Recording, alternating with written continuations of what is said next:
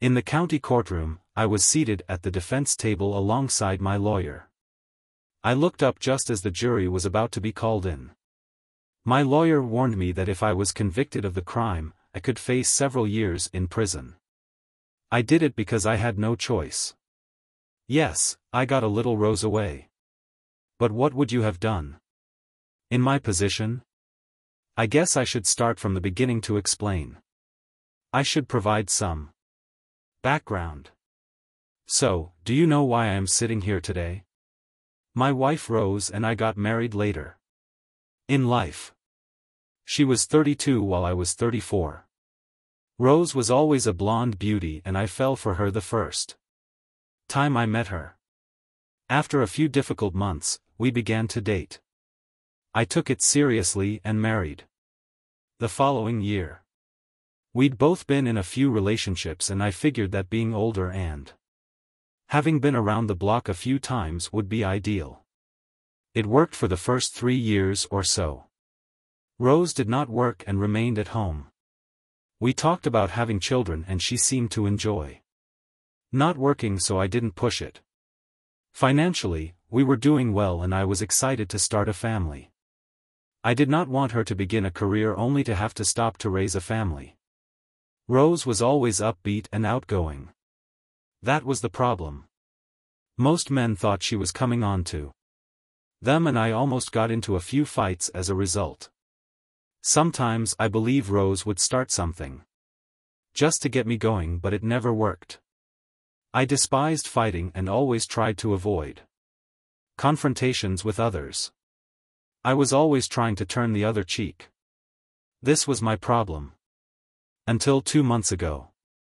I would always withdraw from a fight or a personal challenge. Rose stayed with me because I am not a wimp as many people believe, but I was following my dad's advice from when I was younger. I was always good at school until we moved to my current city. Another state away from my old one. I had to leave my teachers, friends, and everything I enjoyed about my old town behind.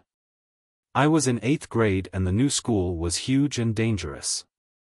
I tried not to tell my father so he would not feel bad about the move. He had no choice financially.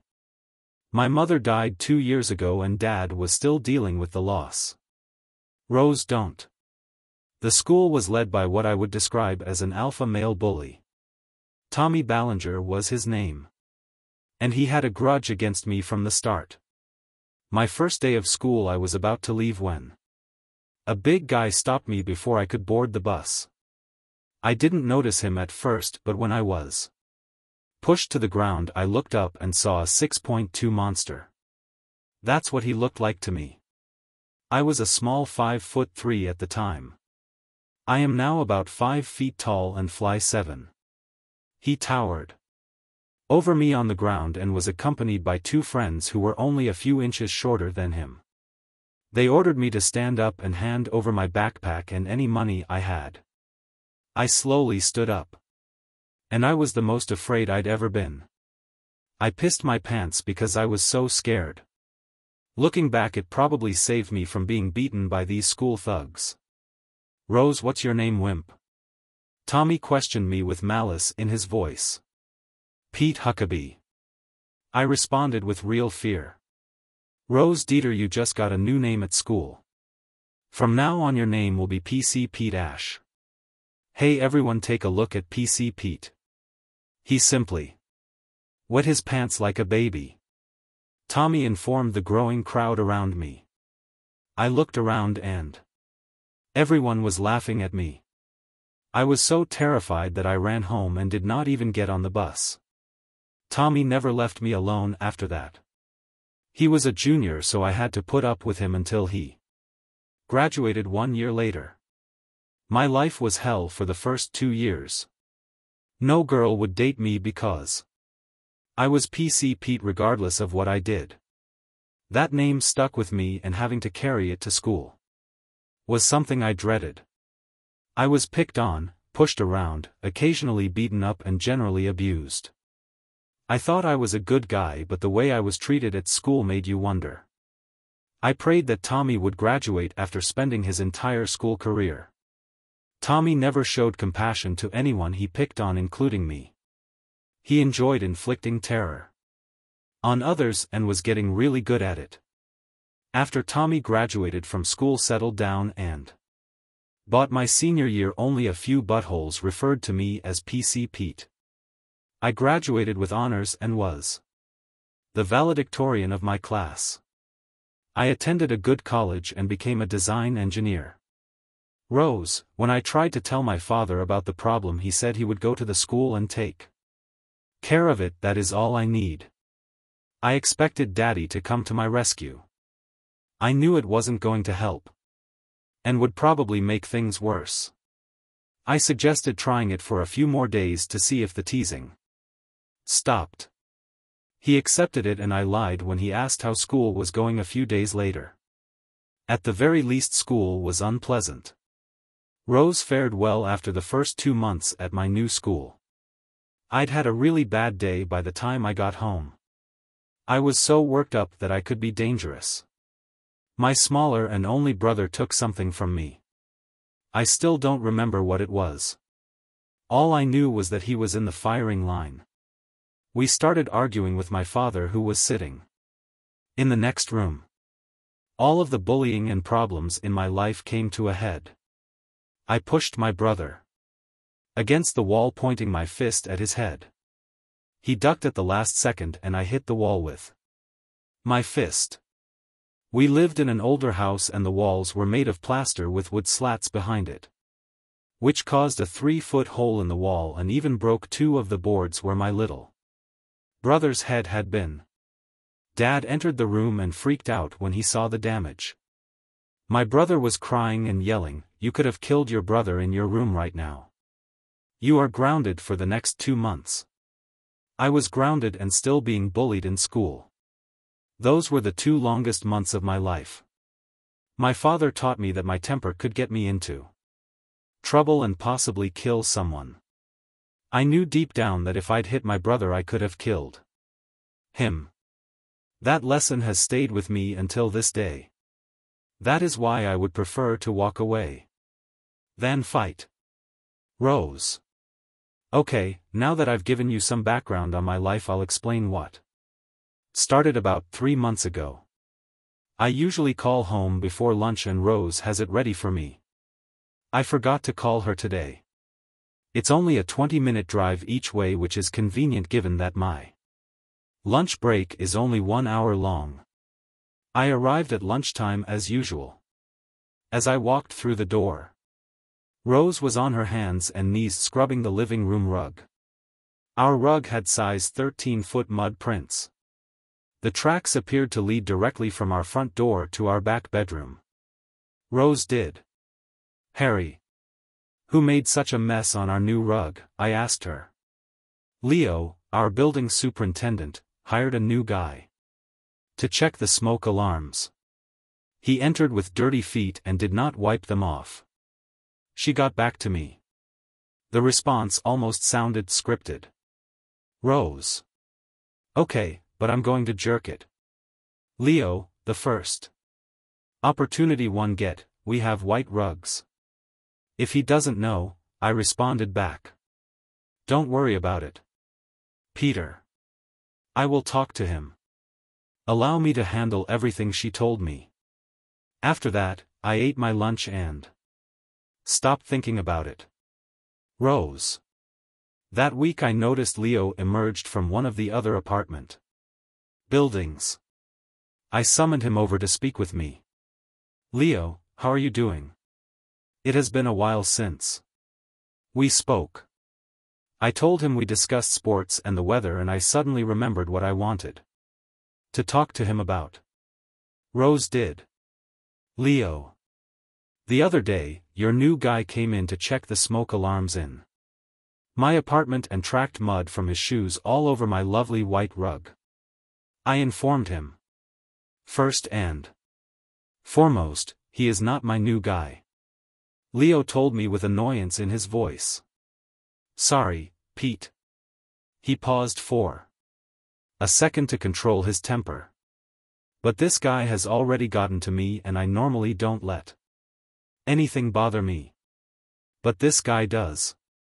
His name is Tom something. It starts with A.B. I don't remember. Corporate hired him after I told them I needed more assistance. He was to be my part-time man, doing the tasks I needed done. Leo informed me again. Rose Butthole arrives on the first day thinking. He is my boss. He started telling me about my and his schedules as well as how things would work around here. Leo kept telling me. I made it clear to him what his role was here and he was not pleased. He had wild eyes that suggested he could turn on you at any moment. I was about to give him his walking papers right there, but he still had that look in his eye. I believe if I fired him he would have beaten me up. Perhaps even worse. I'm going to notify corporate and have them fire him. He is a big guy who was supposed to be handy with a wrench. If you ask me, he was a great butthole from the start. Leo told me. Besides Pete, I checked the smoke detectors 3 weeks ago. I informed your wife that the 2 back smoke detectors needed new batteries. I returned and even installed them for her. Tom had no reason to test the smoke alarms. That isn't his job. Leo told me with no love in his voice, which left me wondering after I finished talking to him. However, it slipped my mind until another incident occurred a few weeks later. I was about to grab another pair of sneakers from my closet when I remembered I had left them under the bed. As I looked under my wife's side of the bed for them, I noticed a pair of muddy shoe prints in size 13 similar to the ones I saw my wife cleaning up a few weeks ago. They could only have been made if the person who wore them removed them and placed them under my bed. My wife would do that with my shoes out of habit. These appeared to be the only tracks she did not clean up. Rose on the same day. I took some socks from my drawer and realized they weren't mine. My feet were never that large. Size 13, and they were a color I never purchased. I even tried them on and it was funny, at least it was until I seriously considered the implications. Now, how did someone else's socks end up in my sock drawer? I became increasingly concerned as I reflected on the situation. Then my neighbor Mrs. Adams, who lives directly across the hall from my apartment, asked me one morning, "Is your apartment fixed yet?" "Rose, I have no idea what you're talking about, Sally. I had no idea anything was broken in my apartment." I responded with a questioning look. "It's just that the new big fix-it guy was constantly repairing things in your apartment. You should ask your wife." She ended with a strange look at me. Her expression revealed more than I wanted to know. Sally was a busybody, but she was always aware of what was happening in the building. This could have been her way of telling me to be careful. Rose had been questioning my wife's faithfulness for several months. Nothing concrete, little things here. And it said she was cheating on me. If I answered the phone, the call would end. I thought I smelled cologne on her clothes. I asked her directly. One day she told me I was her only love. She didn't appear nervous or anything. I accepted her response and tried not to think about it anymore. I should have pressed the issue further, but I did not. I completely trusted her. When Rose reads this story, she thinks, "Boy, he sure is a dumb." But in my defense, I loved and trusted Rose. Yes, I was loved blind. I also believe that deep down I didn't want the confrontation with my wife yet. That is how things were until the day my life changed forever. I was feeling sick at work, so I left early even before lunch. I walked into my apartment and immediately knew something was wrong. We live in a one-story apartment. Our bedroom is in the back, so you can't hear if someone knocks on the front door or Walks in. Rose. Day. As I began to walk back to the bedroom, I heard voices. Rose was moaning loudly. And another male voice mentioned how nice her private felt. I knew it was bad, but I wasn't sure how bad it was. I lost all love for my wife at that point. The heat didn't start until I realized who she was with. Rose, I can't believe your husband doesn't realize what a fool you are. If you were my wife, I'd lock you up whenever I left. A private like yours is one of a million. Besides, you give the best head I've ever had. You could suck a pool ball with a straw. The stranger laughed as he spoke. To Rose and Tommy. Just fudge my brains out. I don't want my husband to catch us, and he might come home for lunch. Rose informed him. Who cares, Rose? You said he was a wimp and never fought. I'll kick the crap out of him and then fudge you while he lies on the ground beneath us. Tommy bravely said, Rose, I don't want to hurt him. Rose defended me, saying that while he is passive, he is actually a good guy. Sort of. Her voice conveyed that she did not believe her own words. That really hurt more than I can express. The woman in your life thinks you're a coward and a wimp. There are no words to express how I felt to this day. I don't remember doing it. Fortunately, just as I approached the bedroom door, I turned on my small video and sound recorder. It's smaller than a cigarette lighter and wouldn't be noticeable in your shirt pocket. I rose the recorder for work. My new boss Bill was stealing my designs and calling them his own. He made me look bad in meetings so that he could look good. I began recording our conversations. My good friend suggested it. I recorded the conversation so that I could prove my boss's actions or inactions. He threw me under the bus at least once a week. He assumed I was a wimp. Tommy also threatened me while the recorder was turned on. I'd heard that voice before and it brought back a flood of memories at once. No, don't tell me it's him, I told myself. I've rose enough. I walked up to the open bedroom door and saw Tommy Ballinger, my old high school bully, screwing my wife from behind. That image will remain in my mind until I die. How do I describe how I felt at the time? I stood there watching my wife of 3 years be duped by the person I despised the most in the world. I hated my wife now, and I especially hated Tommy at that moment. I just froze and watched as he repeatedly rose my wife. I awoke from my memory nightmare and it had enough. I yelled at Rose. What do you think you're doing? Get out of my apartment. I yelled this at them both with the most rage I had ever heard in my voice. The expression on my face must have said it all at the time. I was madder than I had ever been in my life. Rose, on the other hand, had almost a so what expression on her face. Wimp? You're not going to do anything anyway, right? You never do. My wife appeared startled and surprised for only a few seconds before giving me that look. Tommy simply looked at me and began to let her carry. Rose, do not tell me that you married PC Pete, my God. I thought I had a reason to worry. He replied to my wife, laughing even harder. She questioned Tommy, trying to make sense of my new nickname. Rose, your loser of a husband attended my high school. He peed his pants. This was the first time we ever met. He clearly did not tell her how we met.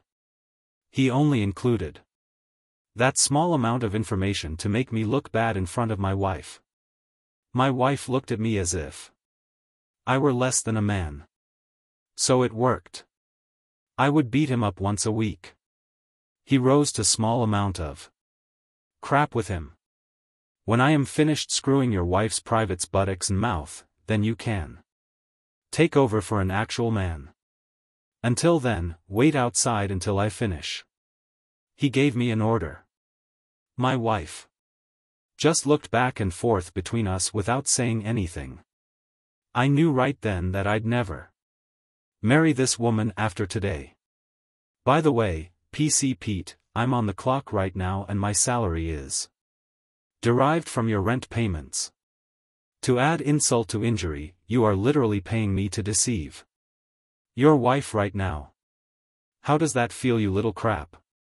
Tommy bragged to me as he asked me the last question. He returned to my wife and began to fudge her again. She simply looked away. Rose will say this only once. Get out of my apartment. I yelled at him. I was prepared for whatever Tommy had to offer me. I was enraged at that moment. I was almost shaking from rage. Well, PC Pete has a set of balls, he remarked sarcastically. I will take care of that. I gave you a chance to leave. Wimp. Now I'm going to give you a beating like you never received in high school. Tommy told me this as he pulled his privates out of my wife, got off the bed and approached me in the doorway. It's funny, but sometimes you see an old friend from school and you still believe they're the same person you went to school with. Tommy made a mistake after high school. One of my college teachers encouraged me to take martial arts classes to boost my self-esteem. I developed an interest in it and began to train in judo, kickboxing, and various forms of karate. I'd work out at the kickboxing club twice a week and go to the gym at least once. I have followed that routine every week for the past 6 years.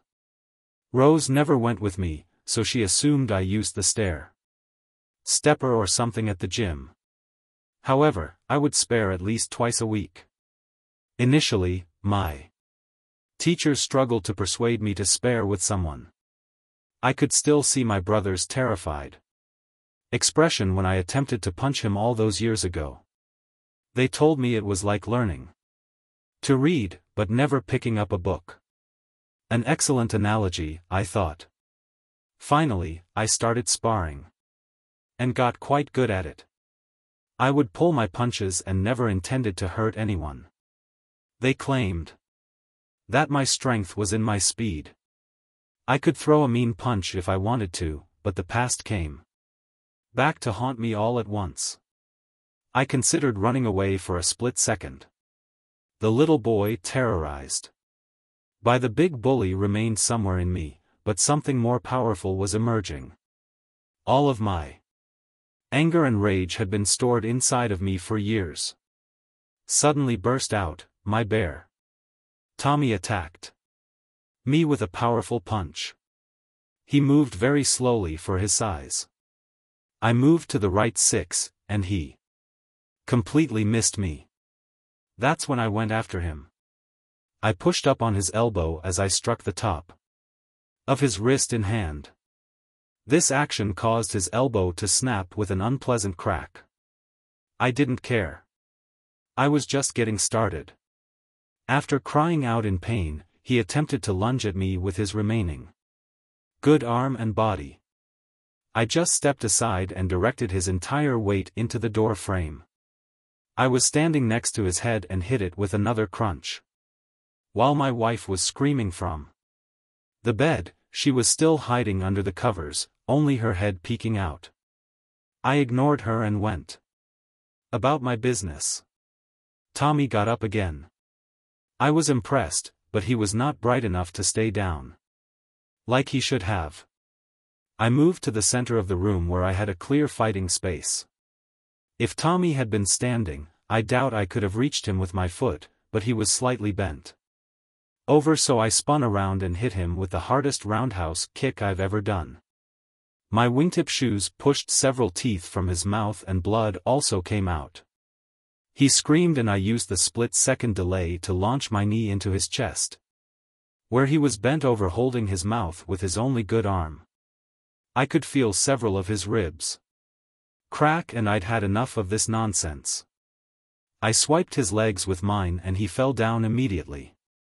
I recall my instructor telling me that if you take an enemy down, keep him down. I jumped on his two ankles with all of my weight and felt at least one crank.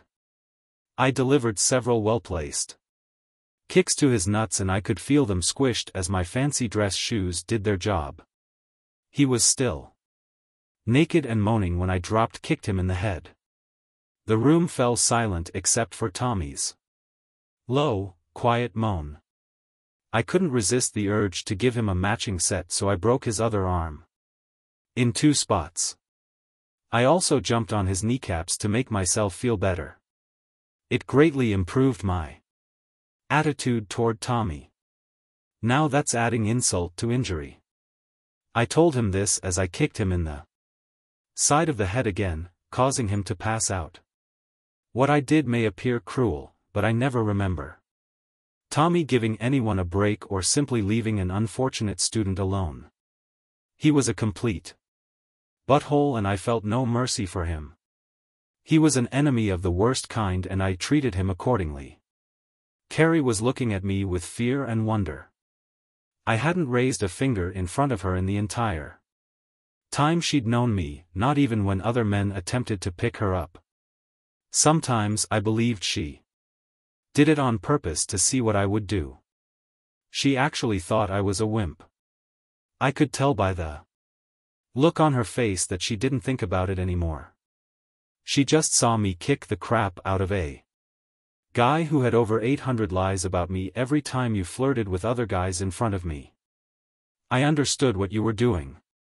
One time at the downtown bar, I didn't think you wanted me to take you away from one of those apes. So if you've ever wondered if that other guy was bigger or stronger than me, he probably is. And I could just point to all the losers. The same thing I did with your butthole boyfriend, you see, and Carrie. A real man can walk away from a fight and know he could have won. When I was younger, I almost killed my little brother, Billy, and I learned how to control my temper. That's what a real man does. He acts like a man, not the crap that butthole on the floor was doing. You made the classic mistake, Rose. Never confused kindness with weakness. I informed my wife. I've always treated you with love and respect. That time has passed forever. Rose, you are a cheater. And I want you to leave once I am gone. I don't care where you go or what you're doing. If I see you in this apartment again, I'll make what I did to your boyfriend look like childish behavior. I told her this with the most rage I had ever felt towards her. She simply looked at me with large, saucer-shaped eyes and said nothing. I turned and left my apartment without saying anything. I wouldn't touch her again. Tommy Bellinger had put his privates in her. Never ever. I returned to work for some strange reason that felt more like home than my own apartment. About a half hour later, the cops arrived and took me downtown. Word spread quickly that I kicked a big guy's buttocks and sent him to the emergency room. I didn't get a scratch or a good workout from the fight I gave Tommy. I told my boss, Bill, as the cops led me away in handcuffs. You're up next, you backstabbing piece of crap. I'll be back. I told him this with the same rage I felt toward Rose. He appeared terrified. After hearing the rumors about the big guy I just got beat up, I remained downtown for the rest of the day until a close friend posted my bail.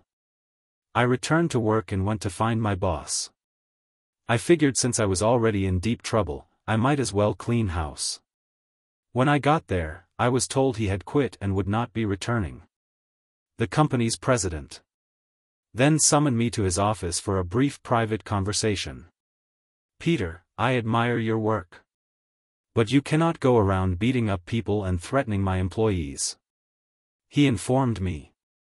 I explained what happened in my apartment and what my boss was up to. I even told him I had video proof that he was stealing my designs and ideas. He said nothing but smiled. Peter, I always knew you had a strong personality beneath that mask. Bill, your boss was in butthole. And it was only a matter of time before he left. You actually did me a favor. By the way, you are the only one I know who creates 3 completely different designs for budget-conscious clients, complete with material and labor estimates. When Bill presented your ideas as his own, I knew he was a liar, taking credit for another's work. Yours, he said this with an even bigger smile. Here's the name of my lawyer. He's very good, so he should help you with both your assault case and your divorce. When this is all over and you are not in jail, you will have a job waiting for you. Until then, you must stay away from here until everything is resolved. Peter. Did you really kick these big guys? But who was sleeping with your wife? He asked me with a bigger smile. Mike? Yeah, but it only took about 2 minutes. It was not much of a workout. I told him, laughing. Okay, Peter, good luck and keep me updated. He finally said something to me before I shook his hand and left. I returned to my apartment and it was empty. Carrie had taken all of her clothes and necessities. I didn't care what she took. Then, in an excited, panicked moment, I dashed to the bedroom and looked around. Sure enough, there it was by the side of the dresser. Still recording with my small pocket recorder. Well, that brings me back to my current situation. Sitting in a courtroom, waiting for 12 strangers to tell me where I'll be eating lunch for the next 6 to 10 years. I'd take whatever came my way and didn't expect to be acquitted. I really messed Tommy up. I was charged with several legal-sounding terms that essentially meant you kicked him, but they read a long list of Tommy's injuries. It was not enjoyable at all. If I started at the top and worked my way down, I'd find a large cut on his head. Punctured eardrum, concussion, broken jaw, missing teeth both north and south. Broken shoulder, 2 broken arms, 1 broken wrist, 7 broken ribs, 1 missing testicle, 2 shattered kneecaps, 1 broken leg, 1 broken ankle, 1 sprained ankle and 4 broken toes. Every time he was brought into court, he was in a wheelchair completely bandaged. I should have felt pity, but I couldn't find it. This man didn't deserve any. I'd laugh to myself and call him my new nickname. I gave him Toothless Tommy. I tried to be serious and calm in court. The jury still had a difficult time seeing me. A 5/7 design architect weighing 185 elbows is severely beating up this massive 6'3" big guy. I looked up and saw the jury enter and sit down. The foreman remained standing. The bailiff summoned everyone to order and the judge inquired whether the jury had reached a verdict. Yes, we do, Your Honor. The head jury foreman informed the court and the judge that we found the defendant not guilty of all charges. He addressed the room as it erupted in noise and commotion. He looked at me and winked. I had to do a double take to process what I just witnessed. The president of my company then turned around and congratulated me, telling me to take the rest of the week off before returning to work on Monday. I shook his hand and received hugs from my friends and other well-wishers. Even Leo was there, congratulating me and giving Tommy the finger as he looked over. Tommy's expression was priceless. I exited the courtroom with my lawyer. I looked at Tommy and gave him the finger myself to make him feel better. He seemed like he wanted to kick my buttocks again. But his mind was busy writing checks. His body couldn't cash. I smiled as I exited the courtroom. A free man. As I was leaving the hallway, I noticed the jury's head foreman standing behind me. He motioned for me to approach and talk to him. Hello, Mr. Huckabee. My name is Harry Peterson. I'm glad you got off on all charges. Like everyone on the jury believed you were acting in self-defense. On a personal level, you had nothing to worry about. That is why I took the job as foreman. I wanted to make sure you were free. The video recording of the event provided the proof we both required. He confessed to me. His voice low. Why do you want to do that for me? I asked him this as. He smiled at me and extended his hand to shake my might. Mr. Huckabee, I was a year ahead of you. When you attended my high school, Tommy picked on me until my mother transferred me to another school. He made my life miserable for the entire time I was there. That stupid crap had bullied a lot of people. He didn't remember me at all. I witnessed what he used to do to you too. He eventually got what he deserved, however. Peter, best of luck in the future. Remember, not all assholes win. Just ask Tommy. He said this as he walked away from me with a big smile on his face. My wife came up to me just after that and wanted to know if we could talk. I told her no and said she should move on with her life because I was going to also. I do love you, Rose, but I can never love you again. It hurts too bad to say in words. With that, I turned away and left her standing there in the hallway. The recording I made showed Tommy making fun of me and not leaving the apartment. When I asked him to, my wife said nothing. So the jury took that to mean she agreed with me. Tommy was asked to leave a second time. Again, no response from Rose. And then he attacked me. You can see the fight up until he gets thrown into the door frame by me. The recorder went flying face down by the dresser. After that, I watched the playback and listened to the audio of when the cops came in. My wife said I started it and that I beat up Tommy for revenge. You could later hear her saying to herself how she was going to talk to me and what lies she was going to tell. I could hear her making up a new story as she went along. She never even seemed to be sorry about cheating on me. The good thing about Tommy's recording that day was that he admitted he was doing non-work duties while on the clock. So his work insurance from the apartment complex would not help him. He was beat up and shut out. I heard he had to go to a physical rehab place out of town. He would never be the same again. His family had to foot the bill also. Well, I was in for some surprises when I got back to work on that. Following Monday, my office was cleaned out and my stuff was moved to my old boss, Bill's office. I now had Bill's old job and was my own boss now. That was sweeter than sweet. Also around the office, the women started to take notice of me and at least 4 came up to me my first week as boss and asked me out on a date. They asked me out. Can you believe it? I found out later that the president was telling people I was a retired Special Forces guy who was a spy for the government. Part-time between designs. The women in my office all eat it up and I am now looked at with some kind of mystery and intrigue. Imagine that. Rose and I are now divorced and I have been seeing some women at work and a few outside. I miss her. But just the thought of Tommy's privates in her is enough to never want to see her again.